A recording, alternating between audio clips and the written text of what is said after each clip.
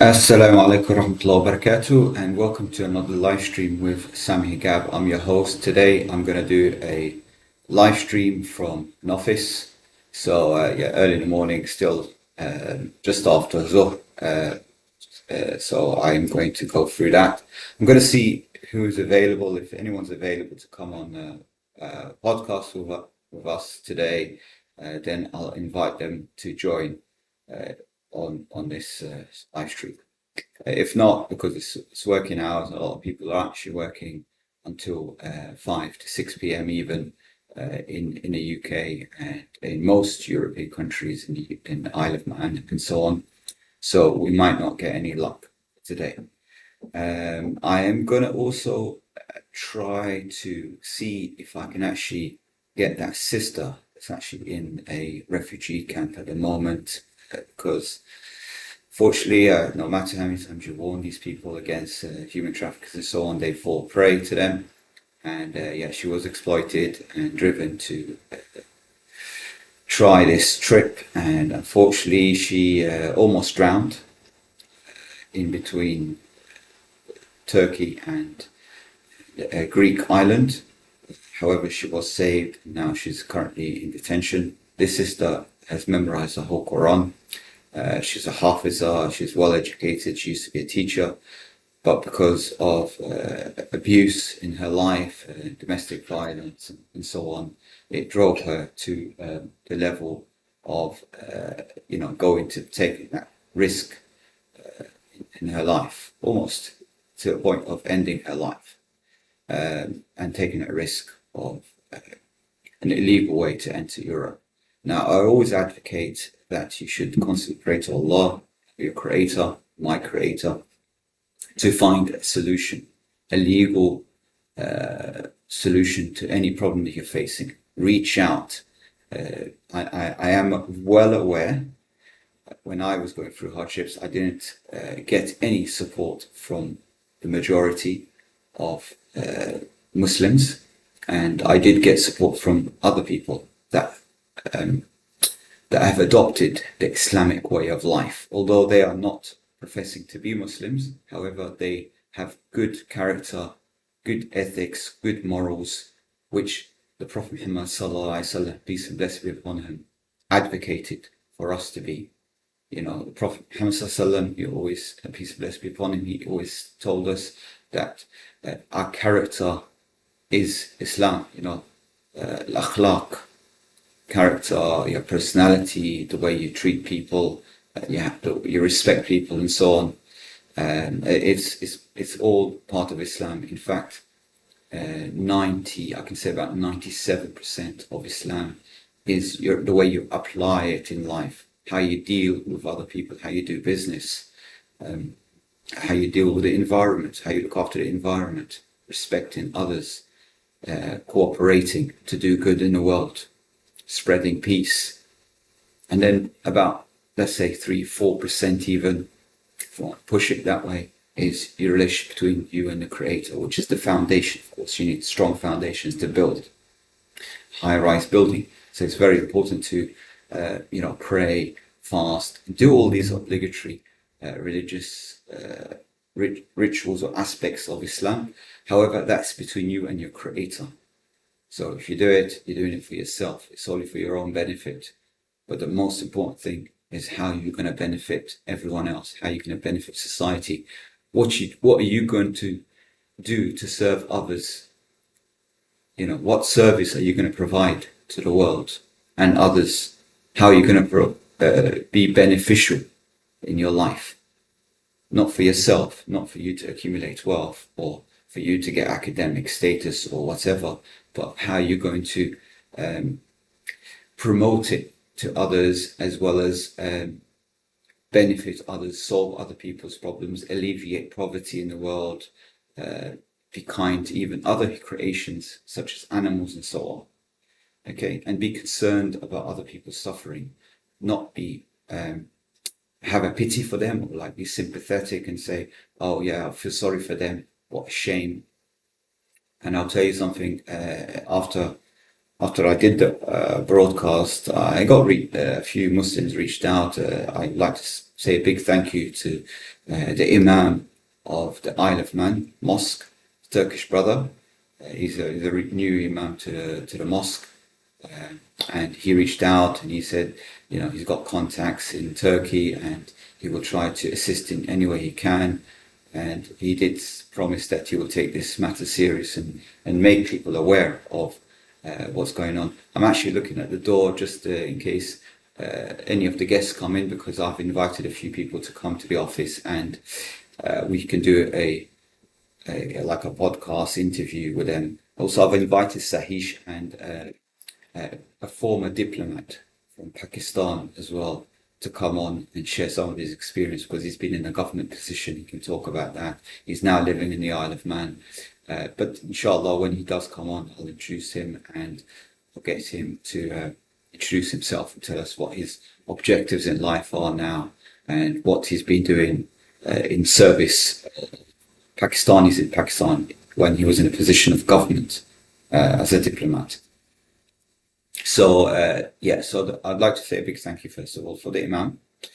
But however, other people did reach out. Some people said that was great, you got a good heart. And so I don't want praise from people. I just want to make people aware and I want people to adopt this philosophy. However, I did get a few Muslims, close friends of mine, family and so on, that told me, oh, why are you concerning yourself? Why are you giving yourself a headache? Why are you doing this? If anyone asks you for help, block them on WhatsApp, block them on LinkedIn. Don't tell people you're available to assist them. They started talking negatively about this sister and saying she must have psychological problems for her to do this and blah, blah, blah, and so on.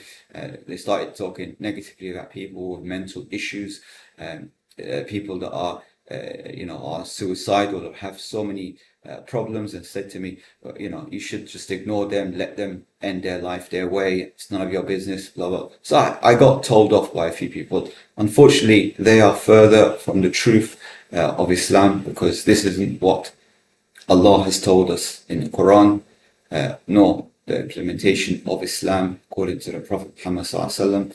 And of course, if they're elder than me, I have to respect them and say, well, their level of faith or understanding of Islam is very limited, so let them live their life. If they don't want to contribute to the world, if they don't feel like they can make themselves a productive human being or a productive Muslim, specifically, because I'm trying to address the Muslim Ummah, the Muslim community, and trying to inspire them to become more productive and more useful, have utility, so people can remember you for your good things that you do in this world. So this is the community that I'm focusing on. However, my message is for everyone.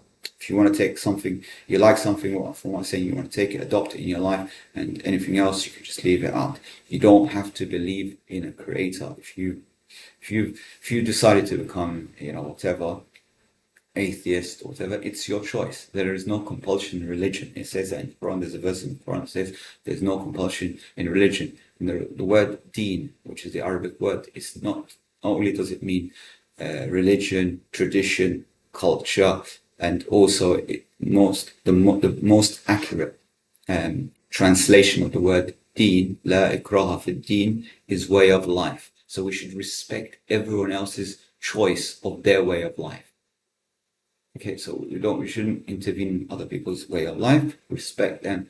You cannot impose your way of life or say your way of life is far superior or far better or it will lead to success. Just leave them. They've decided, I'm sure they've done their research in the best way of life or what's suitable for them, suitable diet, whatever.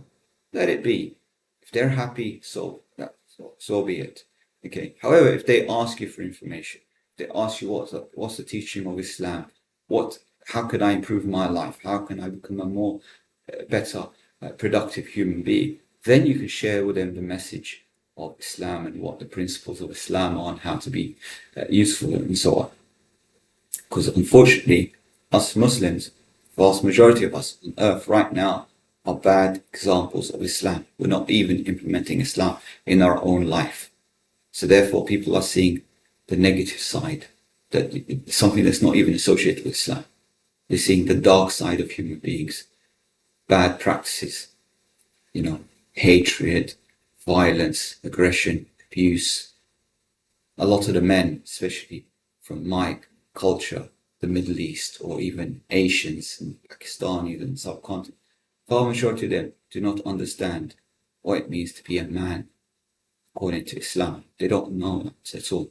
They think once you marry someone, that's your property, just like a car. And you could just change the color if you want. You can abuse that car in any way you want. If you want to, basically crash the car, so be it.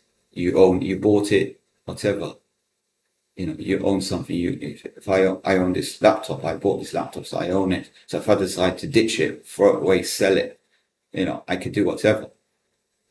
But other human beings, other creations of Allah, they're a trust to us. We should respect them. We should honor them. We should give them dignity, respect. These all these things. These are gifts and a trust to us. Whether animals, whether it's you have children, Allah's blessed you with children, whether you're being blessed and fortunate to get married. Not everybody is fortunate to get married. I myself am a single man.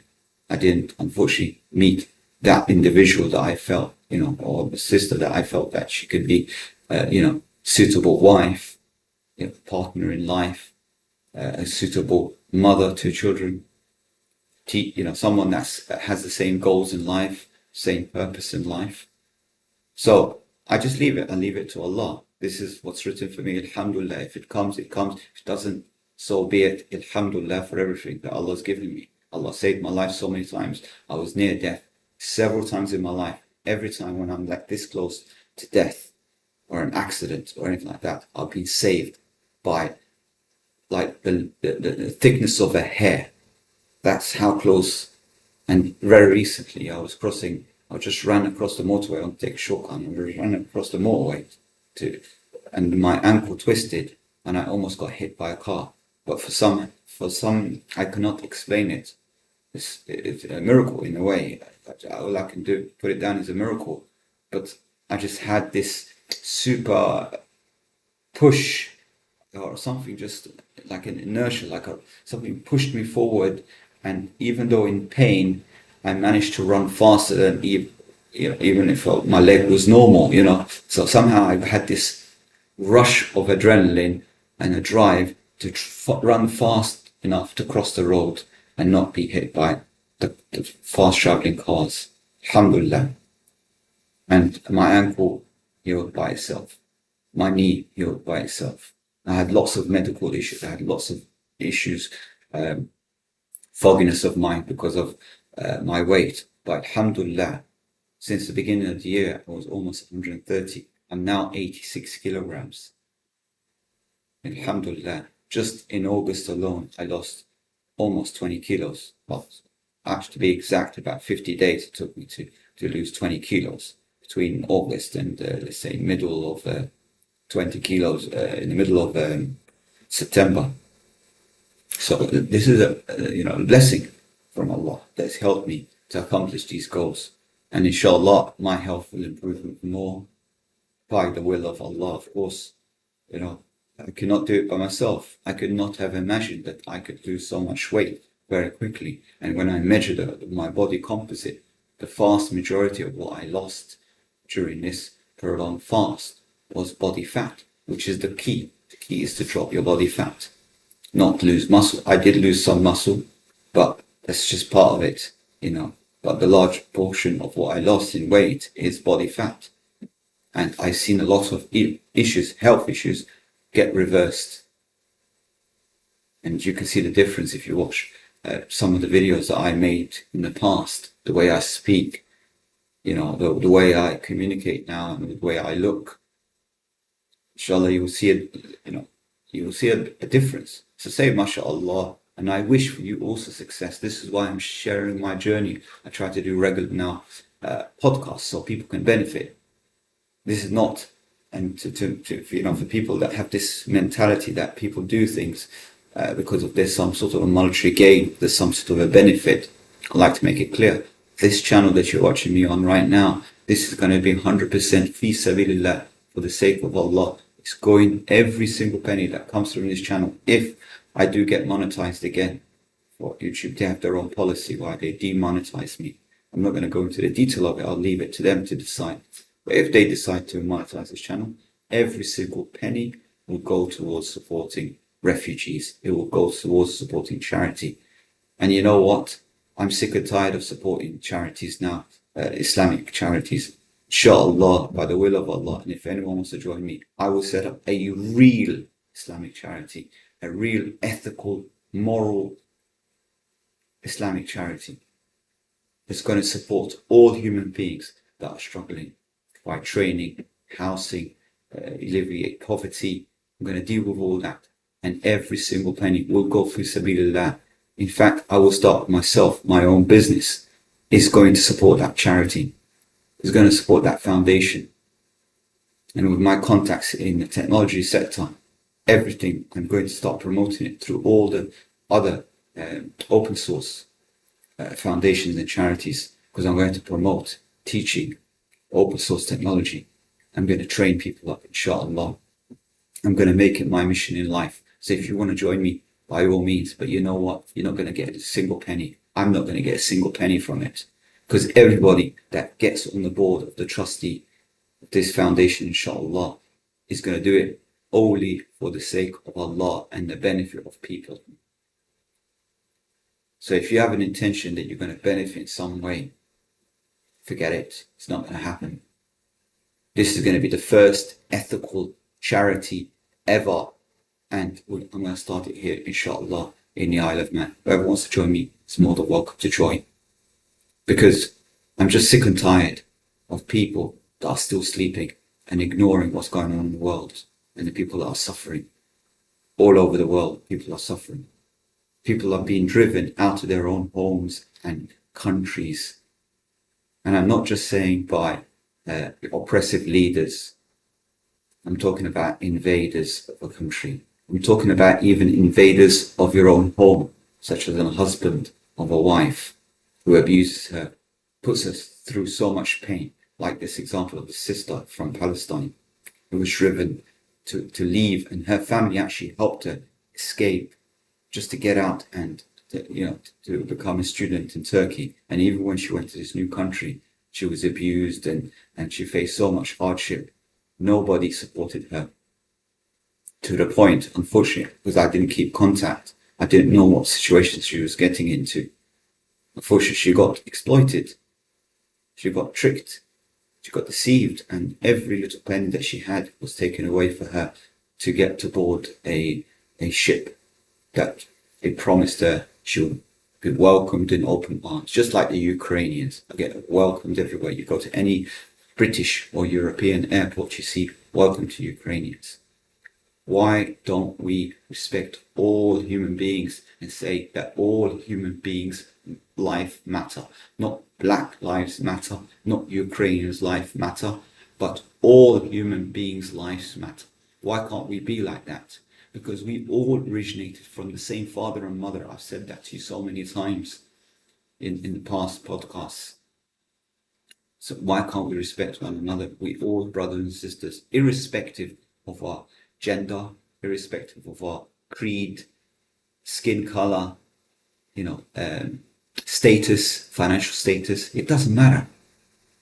We are all brothers. So if someone's IQ isn't as high as you shouldn't respect them and look down on them. You should be trying to help them. Allah bless you with strength, whether it's health, physical strength, mental strength, whatever kind of strength, knowledge. This is a responsibility. With great powers comes greater responsibility. Just like it said in Spider-Man. If you watch Spider-Man, I think Peter and his uncle or father, I can't remember now.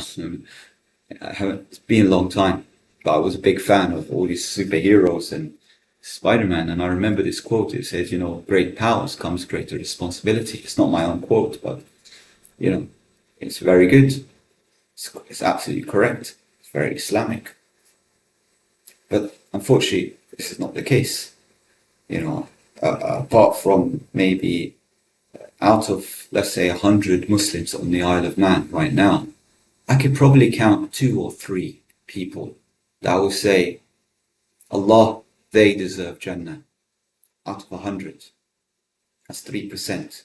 3% of the people here, I can say, inshallah, because no one knows where they're going to go. Allah's the judge. I don't even know what's going to become of me when I leave this world. You know, I don't know what's going to become of me tomorrow, today. I don't know anything. But all I focus on is the activity. And you should too. You shouldn't focus so much on the results.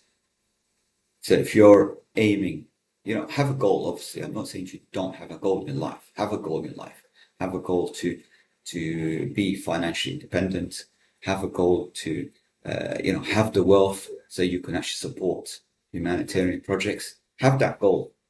Have a goal to memorize the Quran, which is something I need to do myself, to be honest with you. I need to improve on the spiritual aspect as well. And my Islamic knowledge, I need to improve. I'm always constantly learning, but I need to do more effort on that side as well. So yeah, maybe your goal is that. Maybe your goal is academic. You want to reach a certain level. You want to, do a couple of degrees, 2-3 degrees, like some of my friends, family, and so on, and inspire others, and maybe finish your PhD. Inshallah, I need to work on that as well. It's something I need to work on. But it's good to have a goal. If you aim at nothing, you hit nothing. So it's very important that you set a goal in life, okay, and work towards it. However, don't focus on the results. Focus on the activity. Have a plan of action. Okay, so like for example, it can be something simple like if it's through the Quran, you're trying to memorize, maybe, or you want to read the Quran, maybe just read a quarter of a page, half a page. Next day, try to increase a little bit. Just you push yourself. No one has to set the targets for you. You do it at your own pace. You work out, okay, this X amount of pages, it's going to take me, I don't know, month, 2 months, 3 months, even a year. Doesn't matter. Work at your own pace. Could be your health. Could be your losing weight. Likewise, you could do the same. You can say, okay, inshallah. Doesn't have to be something great, but inshallah, I'll try to lose 1 kilo a month even. So in a year, I'll lose 12 kilos. Or you can be more aggressive and say, inshallah, I'm going to try to do the activity that's needed to aim at losing, say, 10 kilos a month or 5 kilos a month. Depends on your weight, obviously. The less body fat, the less weight you are. It takes longer to lose extra kilo of body fat. But if you're really overweight, 140, 150 kilos, or someone who's got like 40, 50% body fat, that kind of stuff, once you start moving your body for the first time, you might end up losing 1-2 kilos a day. It might happen like that. Because when I was almost 130, first 10 days I lost 10 kilos. And then I was something like 128, 117, because I was 127.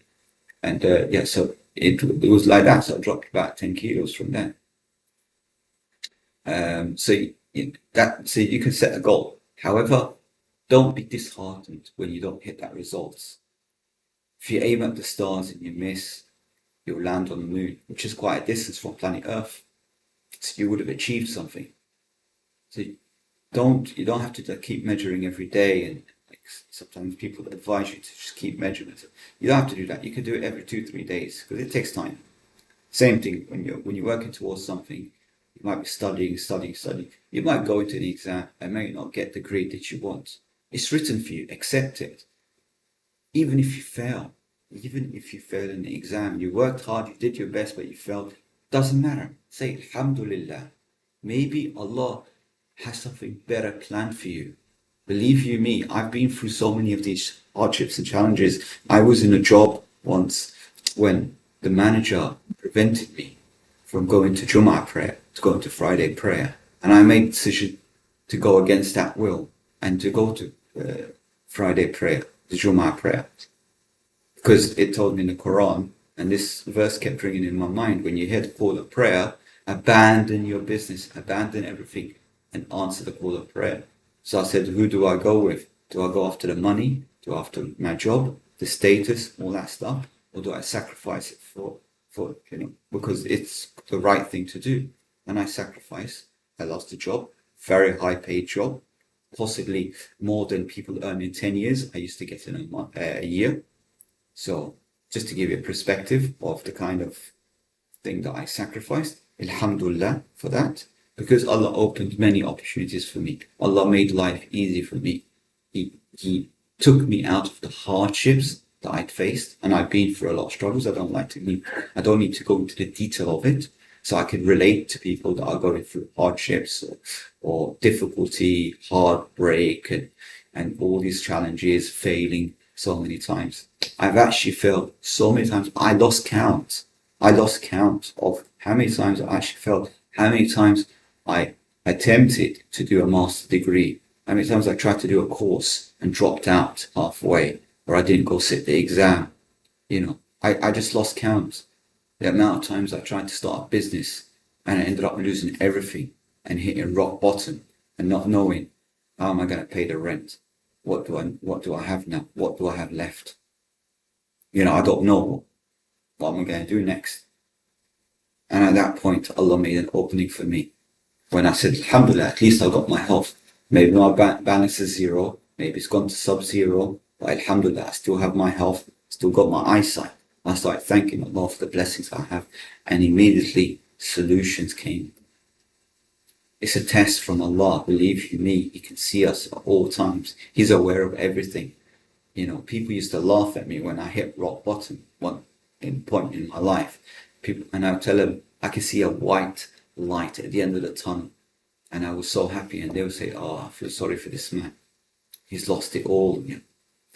They feel they have a pity for me. I've seen that. I've seen it in the people's eyes and when they look at me, and I said, alhamdulillah, I can see, Allah can see me. As long as Allah can see me and He's aware of my situation and He knows my intentions in my heart and what I want to do in my life and why I was trying to build a business and all that stuff, and He knows, He will take me out of this, just like from a needle from a haystack. He will take me out of this. And I used to tell people that, and people thought, man, this guy's lost his mind now. Because of that conviction, they start thinking that I've lost my mind. But alhamdulillah, Allah took me out of this. And within 5 years, I was at a different situation in my life. And then there came a period in my time where I lost 99% of all my capital. And my capital was huge. I was investing in natural resources in hundreds of thousands in this company, hundreds of thousands in that company, hundreds. I was investing globally in natural resources. There came a time, within weeks, I lost 99%. It didn't drop straight away, it dropped 50%. I said, I can't get out of the market at that such a big loss, big hit, which was in hundreds of thousands. And I stayed on, unfortunately, not taking any sort of risk management. And I hit zero. But I still went back to Allah. And I said, maybe Allah is trying to wake me up and make me aware of something. He's trying to make me realize something. And I still went back to Allah and I said, alhamdulillah. He showed me success. Alhamdulillah. The only thing I lost is my time. That's all. Still have my health. I still have more knowledge. I have more experience now. I've worked. I've got education, more degrees. So I started thanking Allah of what I'd gained in that period of time. And I said, well, I'm definitely not going to do that again. I'll be very careful. I'll do a lot more research. I'm not going to invest in companies that are highly leveraged again. Because every single company that I invested in that had debts with the bank at some point, and they were highly leveraged. If you don't understand what that means, it means they have lots of debts compared to the equity they have. So these are the sort of companies that crashed. Some of them got delisted from the market, some of them went bankrupt and stuff. But unfortunately, I put most of my capital in these companies. However, if you're an investor or someone trying to get investment, every single company that I didn't actually invest so much in a few £1,000s here and there, that were growing organically. They grew slowly, and even in the worst cycles in the economy, they still kept going. They didn't grow as like equally as much every year, of course, but in the worst years they still went up by, let's say, 1%, 2% growth, because they were growing organically. And the directors were ethical directors. They had morals, they had character, they had skin in the game, so they invested their own capital. When I looked at the shareholders list, I see the director's wife is investing, his son is invested, relatives of his, friends of his, other board directors are invested also in that company. And they grew it organically. And when they needed more capital, they went out to the market, spoke to the investors, and raised the capital and grew organically, debt free. So the worst case scenario, they still continue to grow in the worst period. However, all these other companies, Zimbabwe and Romania, I don't need to mention names to upset anyone. Directors were paying themselves very high salary. They didn't generate a profit. They were built on hype. The directors would say, oh, we've got such a big asset worth hundreds of millions. We're all going to be multi-millionaires, billionaires. The investment, if I believe the CEO and things materialize, I would have probably been a billionaire for the amount of shares that I owned. Just to give you a perspective of it all.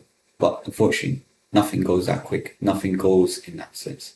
It's all hype. So you watch out for these salesmen, the directors that pay themselves a very fat cat salary, and they don't deliver to the shareholders. They borrow money from the bank because they want cheap money. So if you go to these gurus, so many of these gurus that tell you about how to make money with no money down, using other people's money and that kind of stuff and borrowing from the bank, it's absolutely nonsense. Don't fall for it.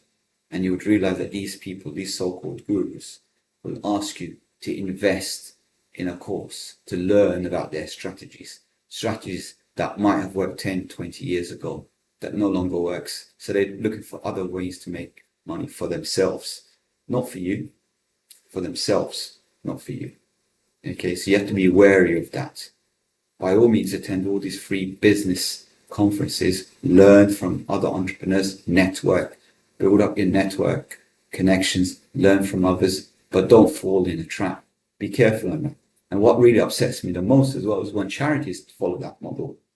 Charities that I volunteered in as a bookkeeper, as fundraiser, as various things, I notice strange activities. Muslim charities. I'm not going to talk about the non-Muslim. Let's stick to our people that are professing to be Muslims, and they were raising money from sadaqah, placing it into a saving account, investing in bonds to earn interest.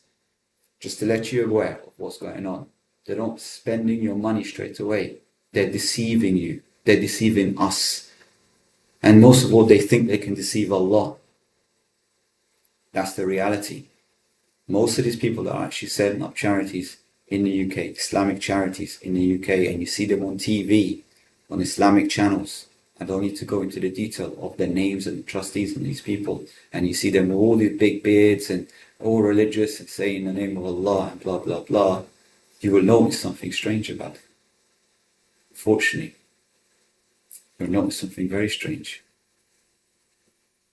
They collect this money and it finances their salaries. If you look at their accounts, how much are they paying in salaries? How much are they paying in other things? Just hold on a second. Okay. Just finishing something quickly, y'all.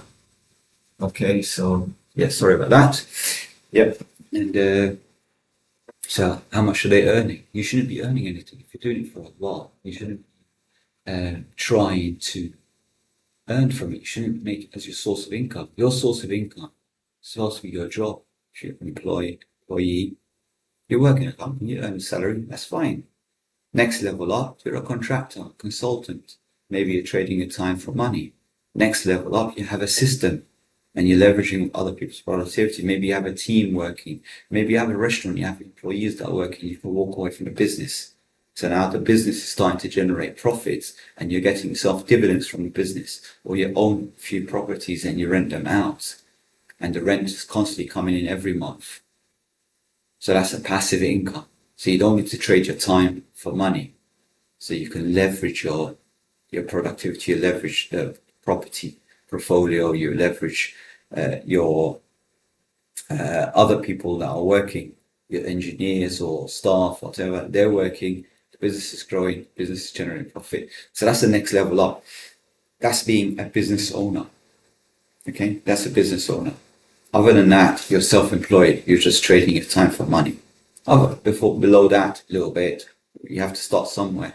You're an employee. So that's it. If you're an employee, you get your income from there. The government gets their tax, whatever. Next level up, you're a contractor. You have more flexibility, more control on the capital, reducing your tax legally. So all these things. And then when you're a business owner, you can scale. You can go now global. You can build a business and so on. Okay, and do that. From that, if you build a business and you're now at a successful stage, why not set up a foundation? And then your business, your commercial business, is generating profit from that. Instead of like, okay, if you've saved on tax, that saving of tax, assume that the government's taking 10, 20% tax on the profit. Take that money and put it in that foundation. Okay, not to share it out to your buddies, okay, or to finance your lifestyle from it. Not to put it there. And make your foundation focus on a cause. It could be planting trees. It might be, helping the poor, giving, donations, giving money to poor people that need finance, supporting students, international students or any students going through any sort of hardships, setting up a school, building a mosque, whatever it is. Just use your foundation to do to focus on that cause. So all the money that's inside that foundation, that charity, the non-profit company, goes to the cause. You don't take any drawings from it. And if people want to support that foundation or charity or NGO or social enterprise, whatever, every single penny would go to the cause. There's no deductions. It's not the case currently, by the way. I have not come across any charity or any non-profit organization or any Islamic organization that does not take a big cut from it. And it's not just the trustees that take in 10, 20% cut from the donations. They also, when they move it down the supply chain, so if it's something they're moving it to say a war-torn country or some refugee camp, whatever, in between, people are taking their commission to distribute the charity. And worst off, on the ground, when people are actually delivering directly to the weak and vulnerable, these men, the same men that are giving the food, they're asking for sexual favors. If you're not aware of it, investigate it, check online what's going on. They're asking them for favors in exchange for humanitarian support. So there's a lot of corruption going on. There's a lot of cleanup that needs to go on. This cannot go on any longer. Where is the God consciousness? Don't they know that Allah can see them? Allah knows that their filthy mind that they have and their exploitation that they're making. So they come in as a volunteer, or they're a paid volunteer because they're a buddy of a buddy who knows the trustee and they're related and they're all family and that kind of stuff. And they abuse the system. They abuse Islam. They use Islam as a trade, as a business for them. It's a way to make money. Just like what you have in the halal meat industry in the UK right now and in other countries. It's all about business. They think they can make more money by just slapping the word halal at the end. Halal meat, Islamic finance. They think this is the way for them to make revenue because there's demand towards Islamic values, Islamic systems, Islamic, economy and finance and stuff like that. It has a big attraction. So they use it and they exploit people's vulnerable situation or the demand in the market to do business. But they deceive everyone. Of course, if you eat meat and you don't know it's halal, someone told you in a shop that says halal meat on it, you're not to blame. Allah's not going to punish you for it. is going to punish the person and the group of people, these business people that are taking advantage of everyone else. I'm just going to quickly check if, because I think someone was trying to join. Okay. Okay, it's okay. People are just saying apologies that they can't make it to the podcast. So yeah, I'm not gonna go on a little bit longer. I am going to try to wrap it up now and just give you some pointers. But by all means, do reach out to me. Check, if you want to join me at the stream, you have valuable insight or valuable information, or you want to share your experience. By all means, I welcome it. Everything that happens in this channel, inshallah, and other channels I'm going to do, is going to go towards this future foundation that I will set up. Okay, so this is something that I'm going to do. I'm going to etch it in stone when I do set up the foundation with people that I trust, people that I've had experience with in the past, that dealt with, such as Brother Mujahid, and there's a few other brothers that I've seen them, that they are sincere. When they've been tested in life, when they face challenges in their life, they turn to Allah the same way that I told you about myself. They always feel for other people when they see someone struggling. They always sacrifice, even though they have very little, or they had very little. Alhamdulillah, Mujahid is doing very well now. But even at the point in life when they had their own problems, and someone else said, "Please help me, brother," or a sister said, "Please help me," immediately he gave what he has. He gave everything, put himself in a more difficult situation, and for that Allah opened the way for him. And he will agree with me if he comes on a podcast next. He will tell you that sometimes, he put himself in a more difficult situation by giving out the very little that he had, just like the companions of the Prophet did. So these are the example for us to follow. Don't fear poverty. Do not kill your children in fear of poverty. It says that in the Quran, because that's what they used to do in the past. And killing them is like doing abortions. Killing them is, abandoning them. There are some parents that sell their children for money, because they fear their poverty, so they sell some of their children. There's a lot of, sad things that happen in the world, because they're weak faith. But what upsets me the most is the reaction from some people. Fortunately, family and friends. I cannot say more. But their reaction, block those people. Anyone that asks you for help, block them. This is not the ethics or the morals or the values of Islam. Allah tells us, don't turn away. Don't turn away from people that ask you for help. How could you walk away from someone that says to you, "Please help me. I'm struggling, brother." But you know what? This happened to me as well. When I went to the mosque asking for help, not financial help, but guidance. Just, "Brother, I'm looking for a property to rent." Even that, they couldn't give me time. Even that, didn't have time to listen when I was feeling down. Very few people wanted to listen to me and advise me when I was much younger.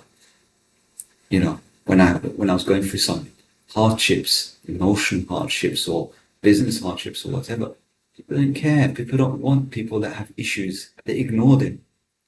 They have stigma of people that have mental issues, or they are going through some sort of depression. We all could be victims of depression. Of course, if we have a stronger faith, we won't face depression. I don't have depression. No matter how hard the life hits me, I'm still bouncing back because I've been through it so many times. I've developed thick skin. So no matter what anyone tells me, I've had people that tell me that I will not succeed when I was trying to lose weight. I had people that called me and said, "Please stop your fasting. You will not be able to live." It's just practically impossible for anyone to live without food for more than 3 days. I heard so much nonsense came from people that are close to me. I'm not saying to you from complete strangers. So it hurts more when it's someone that's related to you, or someone close to you. Someone close to you tells you after you failed in one business venture, "Oh, you're not cut out to be a businessman. Give up now. Go work in a supermarket pushing a trolley. You're not smart enough to study at university." Or You've got 1 degree. Why do 2? Why do 3? Why do 4? Why study more? You've got more than other people.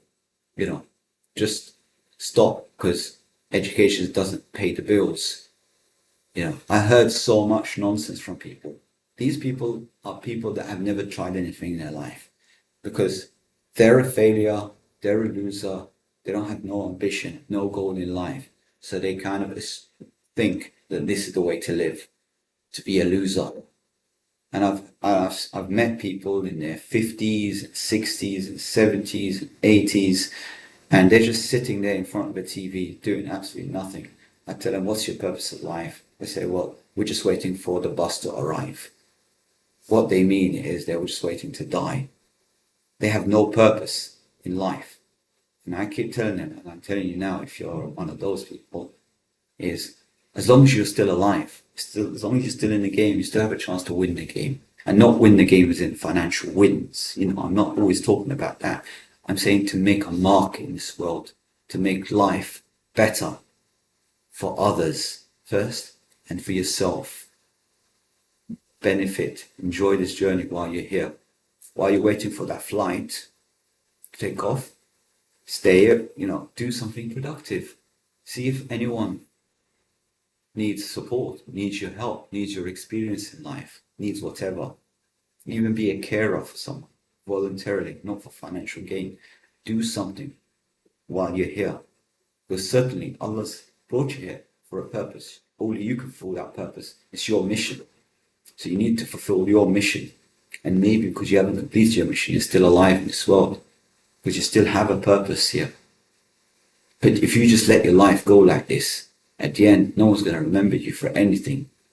And most of all, you'll be forgotten everywhere, and you'll get no reward, and you'll feel like a failure. And if you ever be able to look back on your life after you're gone, you can somehow, I don't know, I've never gone through it to tell you, people can sort of ponder on how their life went, or you see your whole life rolling in front of you, when on the day of judgment, whatever. And you think, man, I had so many dreams, I had so many things, but I never acted on it.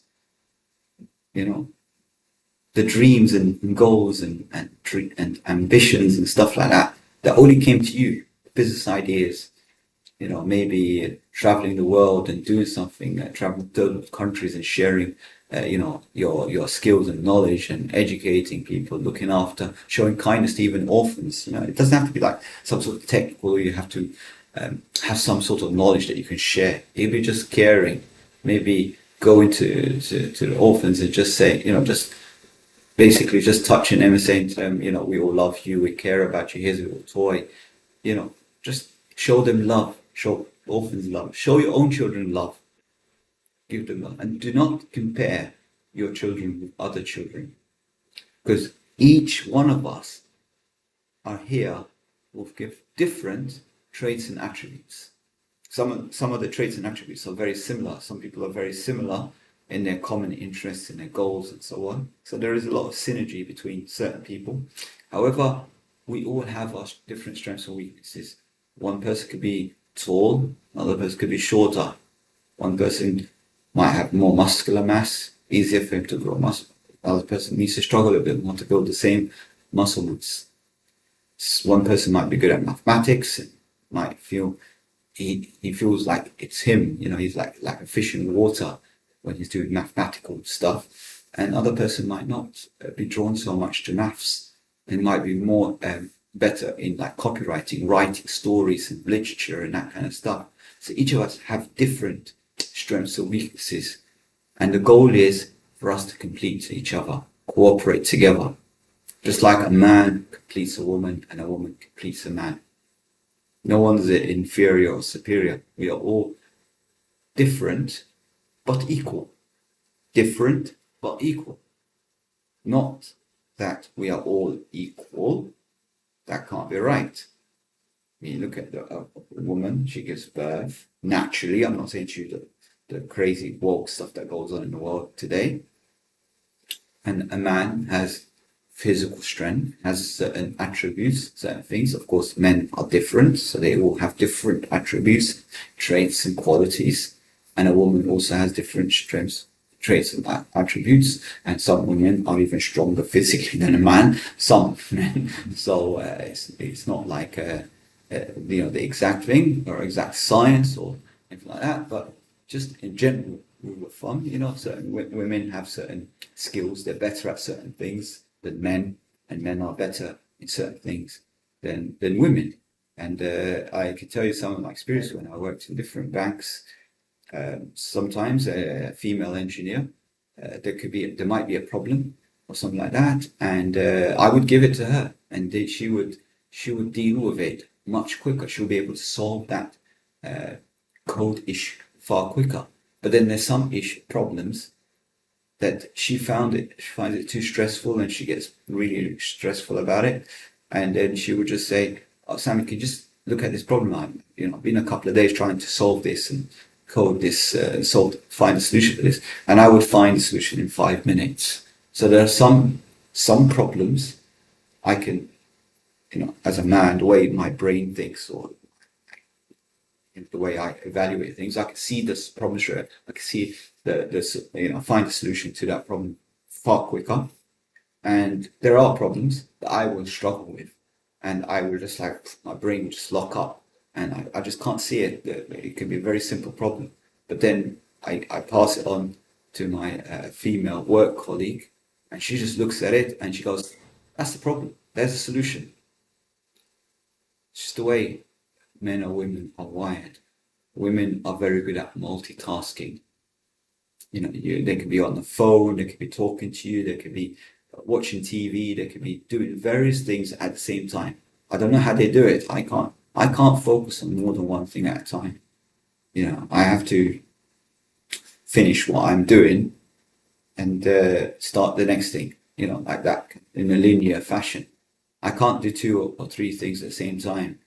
If I'm working on something, I'm working on a coding problem, and someone just comes in and talks to me, I just lose my focus completely, and I just lose my train of thought.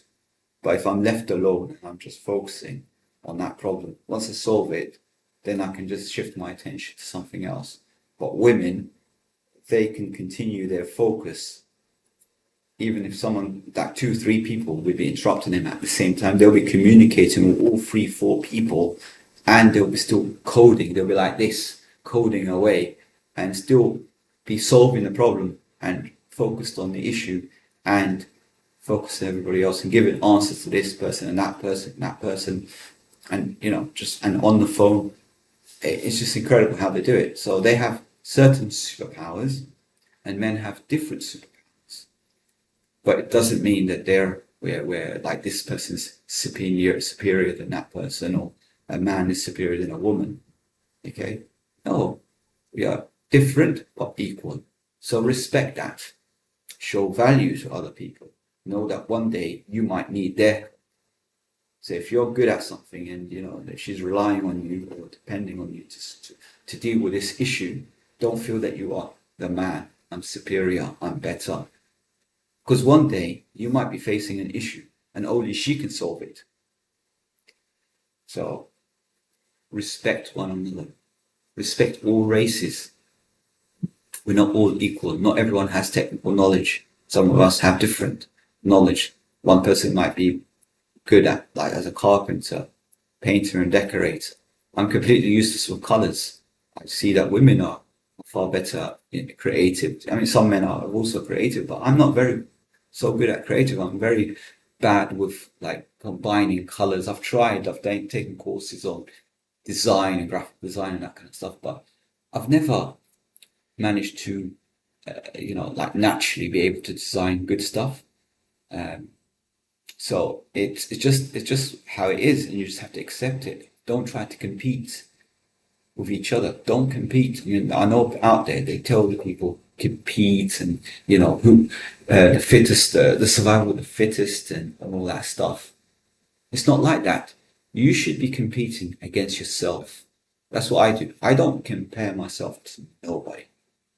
I'm inspired by Andrew Tate. I'm inspired by so many of entrepreneurs out, Elon Musk. I respect all these people. Okay, but I'm not competing against them. I'm not competing against them. I'm competing against myself. I'm just trying to be fraction percent better than what I was yesterday. So where I was yesterday, I just want to be one step or half a step forward. That's all I care about.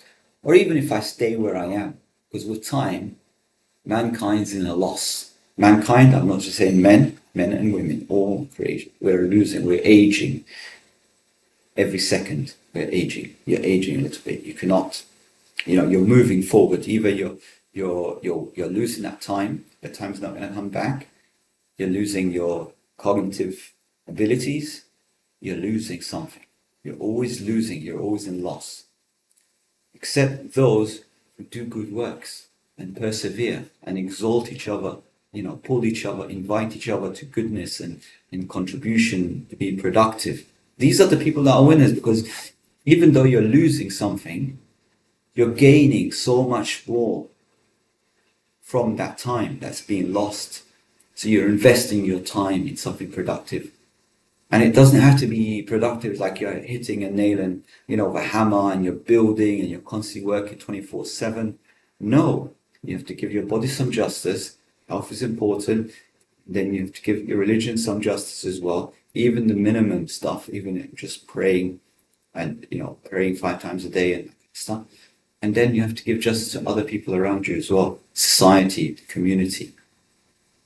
So this is things that people need to remember, because unfortunately, amongst my family of friends, amongst all the countries that I've traveled to, I've traveled so many countries, alhamdulillah, and every mosque I go to, in the people, either there are people that are sincere, they're the minority, and then you have people that are there as a show off.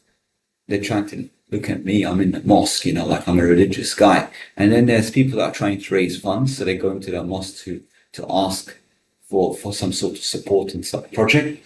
And there are people there that are there because it's like a meeting point. They've told their friend, let's meet down the mosque so we could talk about business or whatever, or just to socialize. So there's like a meeting place, some meet-up place, and let's just meet up. So that people have different objectives. Or there are men that go there and they just want to look religious so they can find a wife, basically.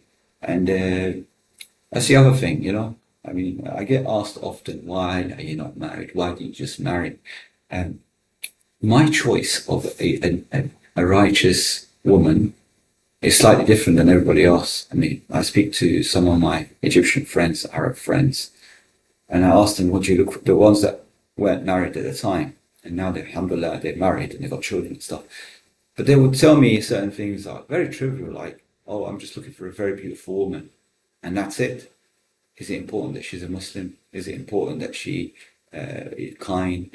They just say, oh, I just want something beautiful, just like there's a show off, like a trophy. And another person would say, oh, I want a woman that can cook. She can cook these meals, whatever. And I says, okay, you can, if you want someone to cook for you, just hire someone to cook. You don't have to get married to someone to cook food for you, So I just didn't understand it. And then another person says to me, well, my mother is really old, so I'm looking for someone that will serve my mother. Well, if you're looking for a carer, why don't you just hire a carer? And then he made a joke and he said, well, if I hire a carer or a servant, someone that's like a housekeeper, I would have to pay her money. But when I get married, I won't have to pay my wife. So that's how shallow these men are. And, maybe they're watching, they're laughing, because some of them are very close friends of mine. And they were very young at the time. Maybe they've changed their mentality. So my principle, or the pillars for choosing a good wife, and this is me, you can adopt it, you can, throw it away, you can take the bits that you like. And I first look for something called qabul, like when you feel like attracted, like chemistry. That's the best way to describe it. Like you see someone first time, you say, oh, that man or that woman, so you're a man and you're attracted to a woman, so you say, oh, she looks beautiful, mashallah. I'm interested to get to know more about her. What does she do? What's her goals in life? Like stuff. So you have that initial spark, that chemistry. Okay, so this attraction, Okay, I'm not talking about a very beautiful supermodel, blah, blah, blah, blonde, blue eyes, none of that. Just someone simple. And what I find beautiful is someone who's pure, someone who's when I see a religious woman wearing a abaya or niqab, and hijabi sister, I say, mashallah, this is for me, is attraction. Okay, so I'm attracted for, mashallah.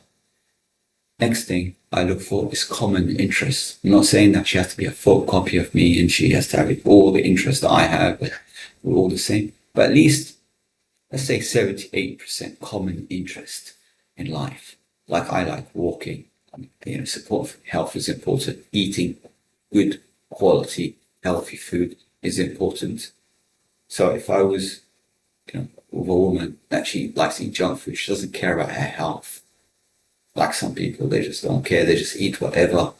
Drinkers, gusto, you only live once and all that stuff, and drink as much gusto as you can. She's not really health conscious. Then there's going to be lots of issues, because I would want to invest in healthy food, and she wouldn't like the healthy food. She wants to eat junk food. Like some people just want to eat takeaways. I've brought healthy food once to people, and they said to me, no, they want to eat pizza, they want to eat kebab and some junk food. They don't want to eat the healthy food. They want to eat junk. And they don't care about the effects, even if medically proven, scientifically proven, it will cause them all sorts of health issues. They don't care about it. They still want to smoke, they still want to eat junk food, and so on. So yeah, that's not going to work, is it? And then you have other things in life, like for example, one time I asked a girl, after you get married, what's your first thing that you want to do? What one thing you want to do after you get married? And she started telling me about, she wants to go to this country, she wants this kind of stuff, and all materialistic things, materialism. And it was all about her. She would get another girl. I asked a similar question, and she said, well, if money wasn't an issue or anything like that, she would love to travel to third world countries and see ways that she can contribute, perhaps teach, perhaps share some of her knowledge to people that have less knowledge than her, less privilege than her. So this is what she was thinking. If this wasn't an issue, then I'd love to build schools around the world, in third world countries, in places where education is not like a privilege or like a basic requirement, and they're too far away in some remote village. They have to travel hours, so children end up with no education. I would love. So she started telling me about this stuff, and it's all about all the things that she mentioned. For example, were about other people's benefit. Of course, she will get some benefit from the creator, reward from the creator, but it was all about other people. Okay, and there was one time I told a girl that potential wife, and I said to her, my dream, inshallah, after I get married, is to go to Hajj, perform pilgrimage. At that point, I didn't perform pilgrimage. Now, alhamdulillah, I've done Hajj now with my mother. But before that time, I was much younger, and I said to listen, my dream is to, get married first, and inshallah, in that year or the very next year, at the most, to go on Hajj with my wife. And she told me, oh no, that's crazy. That's, you're too young to go to Hajj now. You need to wait until you're like in your 60s and 70s after you retire, and you've done everything in your life. Basically enjoy life now in your youth, and go Hajj later, repent for your sins later. So they think it's like Hajj is only for old people or people in their 60s and 70s. What guarantees us that we can live that long? What guarantees me that I would live until I'm 60 or even 70 or 80? Even if I do live that long, what guarantees that I will have all my complete health and ability to perform it at that time? So again, conflict, no common interest. My goal in life is to gain knowledge and share knowledge. Her goal in life is to gain wealth, materialism, and hoard it. So obviously there's a conflict, there's no common interest. And then any woman that I meet, I take them through the stages. I don't embarrass them and say anything. I just drift away. So, some people might notice that suddenly I just disappear basically, or I'm it's not for me anymore. And then the third thing I look for is Islam. I see her relationship with the Creator. If she's someone that doesn't pray, someone that is far away from Islam, not even a Muslim even. For me, I don't need that hassle. I stay away from it. Sure, someone else might say, oh, I'll give a dawah, whatever, but you know what? You just have to accept that person, whether it's a woman looking for a husband or a husband looking for a wife. They have to accept that package as it is. Don't take a smoker and say, well, yeah, after marriage, she will stop smoking. You can't do that. Okay? You can't do that. You can't take someone that doesn't pray and assume that somehow, after marriage you'll be praying tahajjud or something. Come on, wake up. It doesn't work that way. Yeah? You're going to get a big shock in your life if you do that. Okay, of course, by the mercy of Allah, Allah can do anything. Allah can change people's hearts. I'm not perfect, I've got issues. I always try to rectify myself. Everyone has their own sort of vices, issues, whatever, and they're always trying to rectify. So that's important in that sense. But however, you have to take it as it is. You have to take it at face value. Whatever you see him before marriage, or you see her before marriage, you have to just accept it. This is it. Maybe a little bit improvements, 1 or 2% either way, but that's about it. You're not going to make a major change. It's not going to be a big shift. Okay, after marriage. So you have to accept it as it is. So I look at the relationship between Allah and that the sister. If I see it not there, say it's not for me. Okay. Everything else in the past is out the window. Don't care about her beauty anymore. Don't care about the attraction. I don't care about the common interest. Sure, we can be friends, work colleagues. We can, okay, great. We can talk about health. We can talk about whatever. But she's not going to be wife material. Next, I look at the implementation, her personality now. How she deals with issues. Because in life, there can be so many problems. In fact, I actually done a quick test with a girl that she said she wants to marry me. She's convinced, even her parents were against her marrying someone not from her ethnic race. Her father was very racist, but he was against any marriage outside their tribe or ethnicity. However, I did a test with her. I met her and I said to this, I've done something really bad. I lost all my money in the market. I've done this. I had a fight with my manager, and this is what happened. And he fired me, and now I no longer have a job. I don't know what to do. And I wanted to see her reaction. How would she deal with a calamity? I'm telling her now I'm in this difficult situation. I put on an act that I'm now going through depression. I don't know what to do. And I was hoping that she would comfort me and say, don't worry, inshallah you get a better job, inshallah, you'll be able to make your money back, or, that kind of stuff. So I'm testing her reaction, and I got shocked. She flipped on me. She started calling me names, insulting me, telling me that I'm stupid, I'm this, I'm that, and she disappeared. No longer than a week, she was in a relationship with someone. That's how quick. Because what I wanted to identify, why is it this particular girl is attracted to me or attached to me in a very quick time? Yeah, sure, I'm a nice guy and all that stuff, but what if something I have that's really appealing to her, and if that thing goes, what would happen? Would she still see me as this handsome guy, this attractive guy? Would she still be attracted to me? Would she still want to continue and start a life with me? Or if that thing is gone now, I no longer have it, she will look for someone else with the same thing. So, with all due respect as well, what Andrew Tate says, if you follow Andrew Tate, what he does say is kind of true. It's kind of in the right line. Once you have the money, the women will follow. It's kind of true. I can tell you that as a fact. Majority of them are like that. Only very few women are sincere. They're looking for a true partner. They don't care about what's in your pocket. There is a saying in Egypt, for example, the value of the man is his pocket. Yeah. They always say these words, all the women, so the more money he has in his pocket, the more valuable he is as a man. So the more man he is measured by money. That's how shallow they've become. Unfortunately, that's why all these issues happen, because of their backward and ignorance and all that stuff. It's not true, of course. You make money, but money doesn't make you. Remember that. You can make money. If you become a valuable individual, educated, skilled, the market will hunt you down. They'll break down the door and offer you jobs. Money will just flow to you. Not you have to do sajda, prostrate yourself to money. Don't worship money, worship Allah. Focus on making yourself a better version of yourself.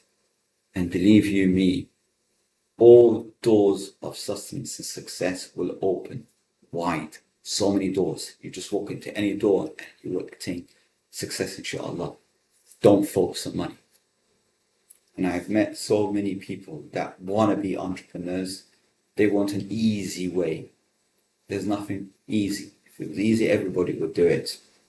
They want something they've done business in their life and they expect from the very first venture they're going to make millions and become a successful entrepreneur. It doesn't work that way. Go follow any entrepreneur, Elon Musk, anybody, Bill Gates, whatever. Anybody, any entrepreneur, small or big, like maybe a thousandaire, millionaire, billionaire, whatever level, just follow them. And you will see the difference between each level is the number of failures they've had in their life, the number of breakdowns, number of bankruptcies, numbers of issues and struggles and so on. Okay, so this is what you'll see. The only reason someone is slightly bit more successful than someone else is because they've persevered longer. They've taken more hits. Difference is when they got knocked down, they got back up again quickly. And it's about how quick can you get back up. Because if you stay down so long, time is still going. You're losing time. But if you bounce back up again, you'll surprise your opponent. The opponent that knocked you down. You'll surprise them. You go, oh, this guy is still fighting. I keep hitting him, he keeps falling. I get uppercut, knocked him down, but still he keeps bouncing back. Eventually he's going to run out of steam. I'm not talking about a physical person. I'm talking about life. As life was another individual and you're boxing in a boxing ring and life is fighting with you and it's knocking you down. You keep standing. Eventually it will run out of steam. And then you will have the upper hand in the fight. Remember that, believe you me. When I got to know that is when the doors started to open for me. Alhamdulillah. MashaAllah. Alhamdulillah for all this. So anyway, I'm gonna wrap up. I tend to talk a little bit. I think I did a longer podcast, and unfortunately because a lot of people are working, not everyone has a luxury that have the flexibility to spend their time, give back time. Some people have work commitments and other things. But alhamdulillah, Allah's given me this flexibility that I can now sit back comfortably and give time back to the world, back to society, and start building. But I want to do it in a more authentic way. I don't want to be like those people you see on Instagram that are standing next to a Bugatti or Ferrari and that stuff.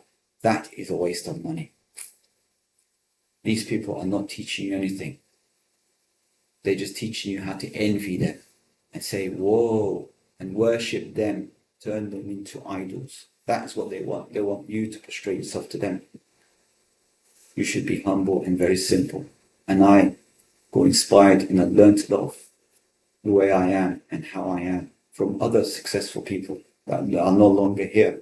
Successful businessman called Munir Diwan, very successful multimillionaire. When I was younger, he taught me a lot of lessons in life. And it wasn't about dressing very smart. In fact, I'll tell you something as well while I'm here. One thing I noticed when I was younger amongst the very successful people that are 10, 20 million, 100 million plus kind of level, they don't compromise in food, quality food. They invest in quality food. So they eat organic food, they eat healthy food, they go shop around, find fresh vegetables, fresh fruits, that kind of stuff. And they enjoy that exercise of going and looking for good quality food and shopping for good quality stuff. But they compromise when it comes down to cars. They have the most basic car because it's a liability, it has costs. So they don't invest in the latest and greatest car, all the gadgets, that stuff. They don't invest in or buy branded clothes or branded suits and so on. They buy from even charity shops. They buy, and sometimes you can actually get real good bargains from charity shops, by the way. You can actually get new clothes that, like from shops that have gone out of business and gone into liquidation. That stock sometimes ends up going to charity shops. So you're doing two things. You're helping a charity shop, and at the same time you are getting good quality clothes, by the way, at fraction of the real value, below market value. So there is these points that I want to give you. Just looking just in case if anyone wants to not come in. So there's these points that I want to give you. And they invest in education. They invest in themselves. So investing in education, learning new skills, trying to grow, reading books. They do well if they invest in books. Of course, if they read them, it's even better. This is what the whole purpose of buying a book is, to read it. So invest in courses. Somehow they try to improve, learn about new things, explore cultures, travel, not for tourism. They travel to learn something from that country. So it has some historical value. It has some significance. So they're going to come back with knowledge about cultures, about something, not to sit on front of a beach. And they also invest in income producing assets. Property, fix it up, cheap property in an auction, fix it up, rent it out, it starts producing income. That's an asset. They don't invest in their own personal residential property. They have a very simple, basic, they have a suitable accommodation. They have a family of 5, they have a house big enough for 5 divisions. They don't have a mansion with 20, 30, 60 rooms. They don't have a massive estate. Even though they can afford to buy it with cash, they don't have to borrow money. And they avoid going to the banks. Allah give them barakah, especially these Muslims, Muslims that are successful. So Allah gives them barakah and they see successful. However, the other side, I've known people that were rich, but rich on assets, which mostly is leveraged from the bank. So they ended up borrowing money from the bank, buying a property, renting it out, going to the bank again, remortgaging, doing that strategy. Ended up with all this debt. So this is all haram activity. And the ones that Allah loves, Allah made them fail. I'm telling you right now, Allah loves them. That's why they failed in this. That's why the whole thing got messed up and they ended up selling all their assets. Because they were doing it all for haram. Allah wants them to be halal, so He wakes them up, He slaps them on the head. Wake up, brother, and go on the straight path. And then he learns the hard way.